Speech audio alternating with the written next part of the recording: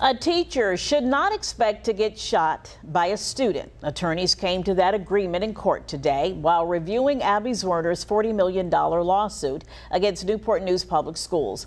The former teacher sued after a first grader shot her at Richneck Elementary School. Ann Sparacco attended today's hearing and explains what's next in the case.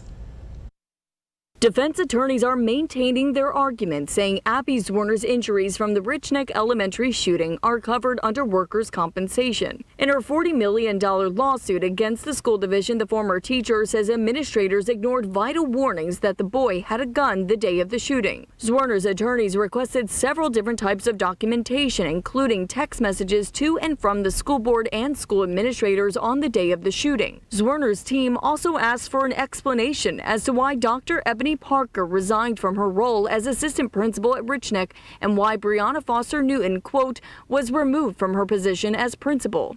We've had small victories really to a larger case that's trying to determine whether or not the school bears responsibility for Abby being shot that day after they were warned numerous times that a boy had a gun.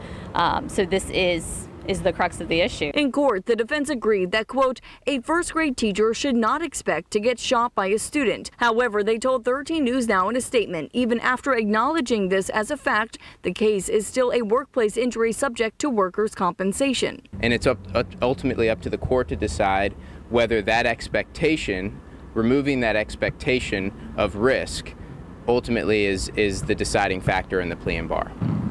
The defense now has 30 days to provide all of the evidence requested by Zwerner's legal team. In Newport News, I'm Ann Sparacco for 13 News Now. And attorneys are due back in court this October, and it's possible the defense may ask Abby Zwerner to testify.